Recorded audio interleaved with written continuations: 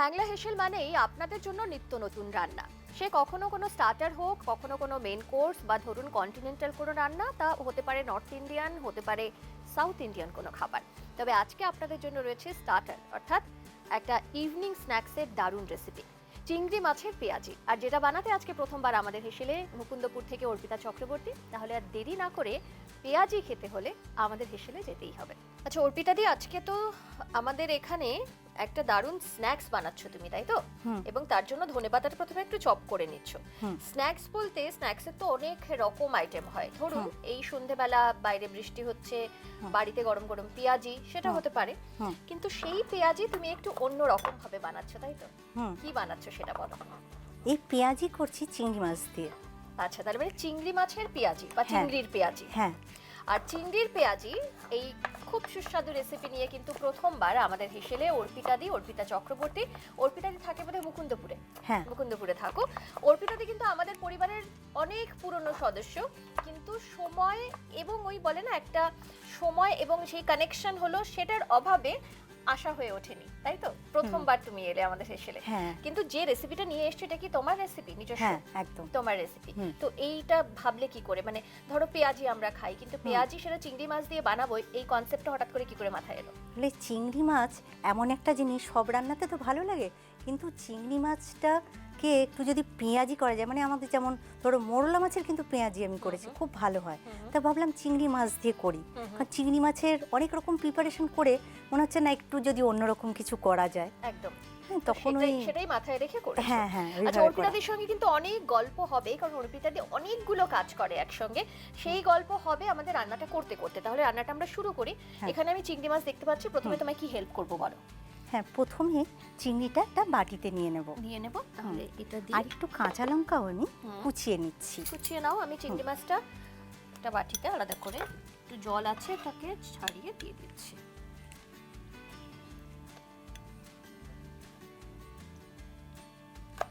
হ্যাঁ, যেটা নিজের করায় হ্যাংলা হেসেলের সঙ্গে আলাপ আমার অনেক দিনের, কারণ আমি যেহেতু মানে রান্নার দিকটা আমার খুব পছন্দের, আমার ইচ্ছে ছিল শেফ হওয়ার, কিন্তু ঠিক কোর্সটা করা হয়ে ওঠেনি। তো যেটা হয় আর কি, মানে কেন, সেটার তো কোনো নিশ্চয়ই কারণ থাকবে। তখন তুমি ভাবলে না মেইন স্ট্রিমেই পড়াশোনা করব, নাকি বাড়ির লোক চাইলো না তুমি মেইন স্ট্রিমে পড়ো, রান্না বান্না নিয়ে তোমাকে এগোতে হবে? আসলে পড়াশোনাটা নিয়েই প্রথমে তো সেটা নিয়ে এগোনো, তারপরে হতে হতে তখন এইসবের মধ্যে ঢুকে যাওয়া আর কি, বিয়ে হওয়া, বৈবাহিক জীবনে ঢুকে যাওয়া। তো রান্নাটাই বেশি নিয়েই থাকতাম। তো মানে ছোট তখনও আমার খুব ইচ্ছে ছিল, কারণ আমার মা ঠাকুমা বা দিদিমা যখন রান্না করতো না, আমি দেখতাম যে কিভাবে করতো, মানে হঠাৎ করে চোখ চলেই যেত। মানে ভালোবাসতে দেখতে। হ্যাঁ, ভালোবাসতাম। অনেকে হয় রান্না ভালোবাসে না, দেখছে, কিন্তু ঠিক আছে ভালোবাসাটা নেই, তোমার ভালোবাসাটা। হ্যাঁ, কারণ ওইভাবে আমার দিদান মারা গেছে অনেকদিন, কিন্তু তার রান্নাগুলো আমি জানি, আমার ঠাকুমার রান্না বা আমার মায়ের বাবার যে মা তার রান্না বা তার দিদা তার রান্নাগুলো আমি ওইভাবে শিখে গেছি। বাহ, তার মানে প্রচুর রান্নার স্টক তোমার কাছে। হ্যাঁ। আচ্ছা, এটার মধ্যে কতটা নুন দেবো সেটা বলো। দেখো, দেবো এতটুকু, ওইটুকু। আর কি দেবো? হলুদ দাও, একটু হলুদ। তো তারপরে হচ্ছে মানে যেটা হ্যাংলার সঙ্গে যেভাবে আসলাম, মানে যেহেতু আমি লেখালেখিও তারপরে শুরু হলো, মানে হ্যাংলার হাত ধরে লেখালেখিটা শুরু করা। হ্যাংলা হেসেলের প্রচুর রান্না আমার কিন্তু ছেপেছে, বেরিয়েছে প্রচুর। যারা ম্যাগাজিন ফলো করেন তারা তোমার লেখা অলরেডি পড়েছেন, মানে রান্না অলরেডি পড়েছেন। আচ্ছা, এটার মধ্যে আর কি দেবো বলো? আর এর মধ্যে একটু আদা রসুন বাটা দেবে। আমি একটু লেবুটা কেটে নিচ্ছি। পাতিলেবুর রস দেবে, তাই তো? আদা রসুন বাটা দেখো হাফ চামচ দি। দাও। আর কিছু লাগছে? হ্যাঁ, এটা লাগছে, একটু লেবুর রস লাগবে, তুমি একটু কাসুন্দি দাও, কারণ এইটাকে একটু কাসুন্দি দিয়ে আমি রান্না করব, তাতে একটা রান্নার অন্যরকম একটা টুইস্ট আসবে। আচ্ছা, স্বাদটা একটু পাল্টাবে। হ্যাঁ, চিংড়ির সঙ্গে কাসুন্দি আরেকটু দাও, চিংড়ির সঙ্গে কাসুন্দি খুব ভালো যায়। আচ্ছা, আর ওই ঝাঁঝালো একটা টক পুরো বিষয়টা আসে, তো খেতেও ভালো লাগে খুব। এটা একটা ম্যারিনেশন করলে এটা, তাই তো? এটা করে কতক্ষণ রাখবো আমরা? এইটা খুব বেশিক্ষণ, চিংড়ি তো বেশিক্ষণ লাগে না, মিনিট 5-7 হলেই হয়ে যাবে, যেহেতু চাপড়া চিংড়ি, এটা কম সময় লাগবে। আর এবার আমি একটু লেবুটা কেটে নিই আর অন্য আরেকটা বাটিতে এটা একটু রেখে দিচ্ছি, দিয়ে অন্য আরেকটা বাটিতে বাকি জিনিসগুলোকে একটু মিশিয়ে নেব। ফাইন, একটা বড় বাটি দিচ্ছি। কি দেবো বলো এর মধ্যে? প্রথমে এই পেঁয়াজটা দিতে হবে। পেঁয়াজটা পুরোটা দিয়ে দিলাম। এটার মধ্যে অল্প নুন দেবে। আচ্ছা। আর এই রান্নার জগৎটাই মানে আমি এতটা ইনভলভ, মানে এটা ছাড়া আর অন্য কিছু জানি না। আগে এক সময় আমি নাচ করেছি, শিখেছিও। তো যেটা হয় আর কি, রান্নার একটা জগতে থাকতে থাকতে মানে ছেলে পেলে বড় করা এসব করতে করতে সেসব থেকে মানে এই রান্নার দিকটাতে আমার মানে বেশি ইনভলভমেন্ট হয়ে গেছে। আচ্ছা বলুন তো, এই যে অর্পিতাদির সঙ্গে যখন প্রথমবার দেখা হলো, আমি অর্পিতাদির সঙ্গে এমনি কথা বলছিলাম, জিজ্ঞেস করলাম বাড়িতে কে কে আছে। অর্পিতাদি বললো আমার ছেলে, ছেলের বউ। আমি না হঠাৎ করে কয়েক সেকেন্ডের জন্য একটু পজ নিলাম। আমি বললাম তোমার ছেলে, তারও বিয়ে হয়ে গেছে? মানে তোমাকে দেখে একদম মনেই হয় না যে তোমার ছেলের তার বিয়ে হয়ে গেছে। বাড়িতে এমনি কে কে রয়েছে তোমার? বাড়িতে আমার 2 ছেলে, বৌমা, আমার হাজবেন্ড আছে, আর আমার একটা ডগি আছে, ওর নাম টুবলো। টুবলোর গল্প আমার শোনা হয়ে গেছে। এবং এই যে পরিবারের এতজনকে নিয়ে তোমার সংসার, মানে পরিবার, তো সেখানে কি সবাই খেতে ভালোবাসে? মানে তুমি যে রান্না করতে এত ভালোবাসো, সবাই খেতে ভালোবাসে? বাহ, তাহলে তোমার রান্না করাটা সার্থক আছে বাড়িতে। এত কিছু ট্রাই করো, নতুনত্ব এত কিছু বানাও, তো সেটা যদি বাড়ির লোকেরা পছন্দ করে সেটা কিন্তু একটা আলাদা প্রাপ্তি, ভালো লাগার জায়গা, তাই না? আচ্ছা, এটা দিয়ে কি জলটা তুমি বার করে নিচ্ছ? হ্যাঁ, একটু চটকে নিলে কি হয়, চিংড়িটা তো খুব নরম, ওটার তো বেশিক্ষণ সময় লাগে না, তাই আমি পেঁয়াজটা একটু চটকে নিলে কি হবে, তাড়াতাড়ি রান্নাটা হয়ে যাবে। আর পেঁয়াজটা একটু নরম হয়ে যাবে, ওই জলটা দিয়েই মানে বেসন টেসনগুলো মাখা হয়ে যাবে, আলাদা করে জল দিতে হবে না।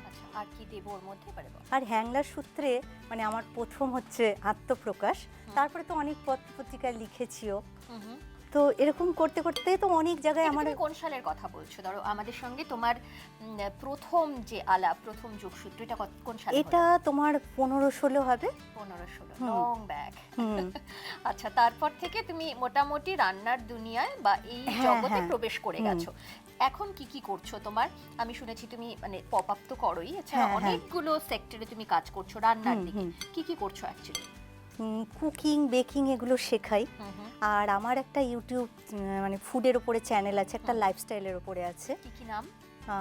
একটা সাতকাহন, এটার ফুডেরটা সাতকাহন মানে টেস্ট।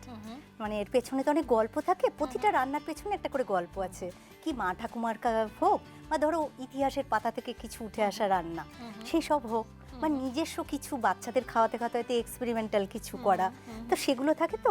তো সেই সবের পেছনে গল্প আছে, ওই জন্য ওটার নাম রাখা সাতকাহন।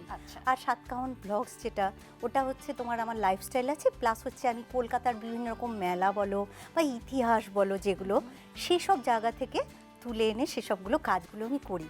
বা কখনো হয়তো রেস্টুরেন্ট ভিজিট করলাম, সেই রান্নাটা কেমন লাগলো সেটা হয়তো তুলে ধরলাম, এইভাবে আর কি। ওকে, আচ্ছা এবারে এর মধ্যে কি কি দেব বলো? আচ্ছা, এর মধ্যে আমি এবার এই কাঁচা লঙ্কাটা দিয়ে দিচ্ছি। ঝালটা যে যার নিজের মতো অ্যাড করে নেবেন। ধনেপাতা বাচ্চাদের দিলে দরকার নেই। আচ্ছা, লেবুটা আমি একটু কেটে নেবো। তুমি না ওটাতে তো চিলি পাউডার একটু তুমি এইখানটা দিয়ে দাও। আচ্ছা, একটু চিলি পাউডার মানে নরমাল দিয়ে দাও, কাশ্মীরি চিলিটা দাও, কারণ এই ঝাল দিচ্ছি তো ওটা হতে হয়ে যাবে। রঙের জন্য বলছো, একটু লালচে রং আসবে। দেখো এতটা দিলাম, জাস্ট একটু কালারের জন্য। এইভাবে তো আমি অনেক মানুষের সঙ্গে জুড়ে গেছি, তো আরও ওই জোড়ার জন্যই আমার সাতকাহনের মানে চ্যানেলটা করা, কারণ আমার রেসিপিগুলো পরবর্তী জেনারেশন যাতে পায় বা আরো মানুষের কাছে পৌঁছতে পারি। কোথাও একটা থাকলো যেখান থেকে বহু মানুষ এই রেসিপিগুলো জানতে পারবেন, করতে পারবেন। আর যেহেতু তোমার একটা প্যাশনের একটা জায়গা, ভালোবাসার জায়গা, তো সেটা নিয়ে এগোচ্ছ, সেটা তো আলাদা একটা ভালো লাগা রয়েছে, তাই না? এটাতে বেসন দাও আর দাও, চালের গুঁড়ো দাও। বেসন কতটা দেবো বলো? এখন অল্প দাও, আগে দেখি কতটা লাগছে। ব্যাস। চালের গুঁড়োটা একটু ক্রিস্পির জন্য। চালের গুঁড়ো মুচমুচে একটু হওয়ার জন্য। দেখো এতটা দেবো। দাও। আর যেটা লাগবে তুমি আমায় বলো। হ্যাঁ, এবার এটার মধ্যে আদা রসুন একটু দিয়ে দাও। তোমরা এটাকে আদা রসুন বাটাটা আগেও দিয়ে দিতে পারো, ঠিক আছে, হুম। আর দিচ্ছি না। না, এবার তুমি আমাকে চিংড়িগুলো দাও। আচ্ছা,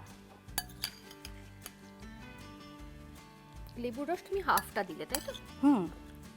এখানে কতটা চিংড়ি নিয়েছো আর কটা পেঁয়াজ নিলে? এখানে 250 গ্রাম মতো চিংড়ি আছে। ছিল, সেটা ছাড়ানোর পরে ধরো এই মতো 200 মতো আছে। আর তার জন্য পেঁয়াজ কতটা নিয়েছো? পেঁয়াজ এখানে এই তোমার 1.5 খানা মতো পেঁয়াজ আছে, মানে বড় বড় পেঁয়াজ। সাইজের। আর বেসন যেহেতু লাগবে? এটা, হ্যাঁ, যেহেতু এটা পেঁয়াজি না, তো তোমার পেঁয়াজের পরিমাণটা একটু বেশি হবে। বেশি থাকবে, কিন্তু টেস্টটা আসবে চিংড়ি হুম, মাছের। হুম। আর একটু দিচ্ছি। হ্যাঁ, একটু দাও, কারণ আমি দেখে নিচ্ছিলাম জল কতটা আছে সেই বুঝে।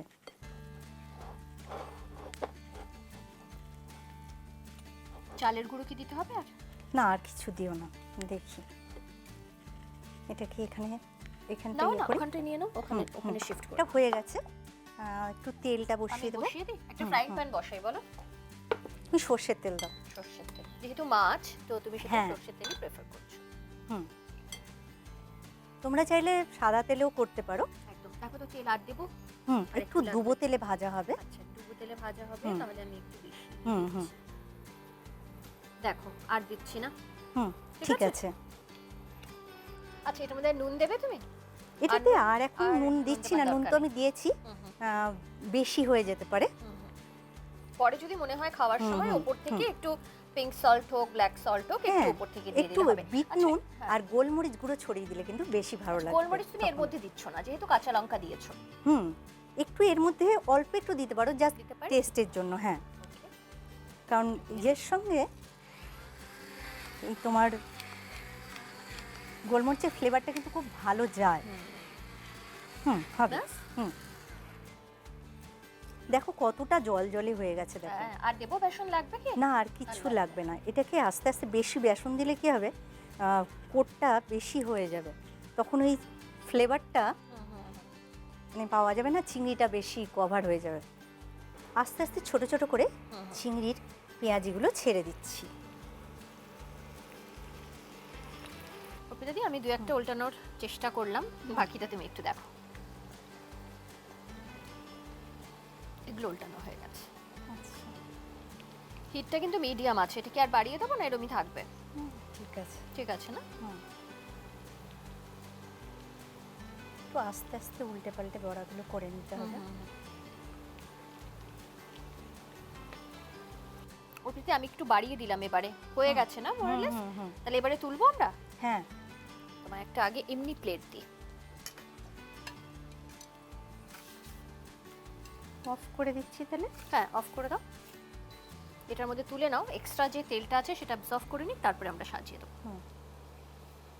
দু একটা একটু মনে হচ্ছে ভাঙা ভাঙা হয়েছে, সেগুলো বাদ দিতে পারো তুমি।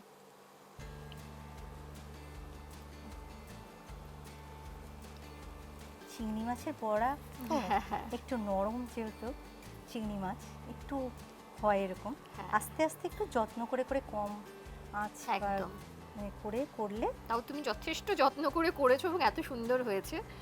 তবে এই প্রপোর্শনটাও কিন্তু বাড়িতে যখন করবেন, যে কতটা বেসন দিতে হবে যাতে বেসনের ফ্লেভারটাও খুব বেশি না হয়ে যায়, সেটাও একটুখানি দেখে নিতে হবে। আর যেগুলো ভেঙে যাচ্ছে তুমি কিন্তু শুধু মুখেও খেতে পারো। ঠিক, খুব ভালো লাগবে।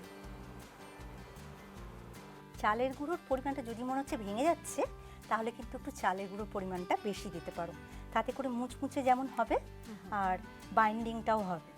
ওকে। এটা ধরো আমরা সরষের তেলে ভেজেছি, কেউ যদি চান তাহলে এটা সাদা তেলেও করতে পারেন, তো কোনো অসুবিধা নেই। যে রান্নাটা তো হচ্ছে ব্যালেন্স, তুমি কোনটা কতটা পরিমাণে দিচ্ছ সেটা করলেই রান্না অটোমেটিক সুস্বাদু হয়। এই যে আমি এটা দিয়ে দিলাম, এটা তুমি সাজাও। আর সঙ্গে রয়েছে পেঁয়াজ আর কাঁচা লঙ্কা, সবটাই তুমি একটু সাজাও, এটা আমি সরিয়ে দিই। তৈরি আজকে আমাদের রেসিপি চিংড়ির পেঁয়াজি। আর পেঁয়াজি মানেই একটা জিভে জল আনা খাবার, মানে পেঁয়াজি শুনলেই মনে হয় উফ কি খেতে ভালো হবে। তো সেটা যদি চিংড়ি মাছের হয় তাহলে বুঝতেই পারছেন অ্যারোমাটা এখন ঠিক আমাদের স্টুডিওতে কিরকম। চিংড়ি আর পেঁয়াজের কম্বিনেশনে তো এই গরম গরম পেঁয়াজির সেটা সামনে রেখে বেশি কথা বলে আমার মনে হয় খুব একটা প্রয়োজন নেই। তো তাড়াতাড়ি একটু টেস্ট করি আগে। টেস্ট নয়, একটা গোটা পেঁয়াজি আমরা টেস্ট করব, কারণ টেস্ট বলতে একটুখানি বোঝায়, সেটা তো আর করবো না, একটা গোটা পেঁয়াজি খাবো কে তারপরে আবার কথা বলছি আপনাদের সঙ্গে, কারণ যারা বাড়িতে বানাবেন তাদের মতামত কিন্তু জানতে চাইবো। তো আগে আমরা একটু খেয়ে দেখি। চলো, এটা হাত দিয়ে দেবো। এটা তোমার।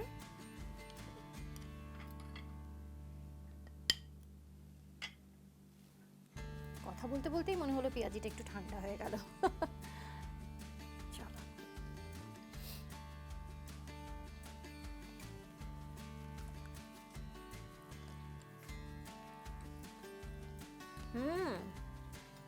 ওই যে বললাম,